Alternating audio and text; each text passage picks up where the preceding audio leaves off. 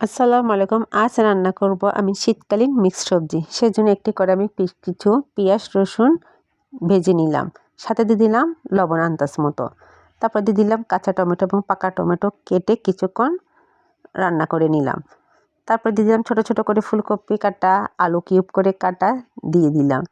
এরপরে দিয়ে দিচ্ছি মশলা, দিলাম সামান্য একটু হলুদের গুঁড়ি, তারপরে দিয়ে দিলাম 1 চামচ ধনিয়ার গুঁড়ি, এরপরে দিয়ে দিব 1 চামচ মরিচের গুঁড়ি।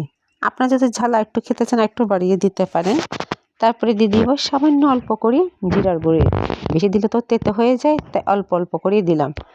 তারপরে ভালো করে আমি নাড়াচাড়া করে নিলাম। কিছুক্ষণ পরে দিয়ে দিলাম আমি অল্প পানি দিয়ে কষিয়ে নিলাম। তারপর আমি আমার আন্দাজ মতো ঝোল দিয়ে জাল দিতে লাগলাম। জাল দেওয়ার পরে এদিকে আমি শিম কিছু ছোট ছোট টুকরো করে কেটে রেখেছি, ওগুলো দিয়ে দিব তরকারিতে। দেখতেই পাচ্ছেন তরকারি প্রায় আমার এগুলো সিদ্ধ হয়ে গেছে। এবার দিয়ে দিলাম শিম টুকরো করে রাখাটা। দেওয়ার পরে আরেকটু অল্প পানি লাগবে, এটা একটু দিয়ে জাল হতে থাকলো। সিদ্ধ হয়ে যাওয়ার পরে কিছু কাঁচামরিচ ফালি টুকরো করে রেখেছি, ওগুলো দিয়ে দিলাম। একটু লবণ কম হবে মতো লাগলো, ওটাও দিয়ে দিয়েছি। ব্যাস হয়ে গেল আমার শীতকালীন সবজি। শীতের সময় এই সবজিটা খেতে দারুণ ভালো লাগে।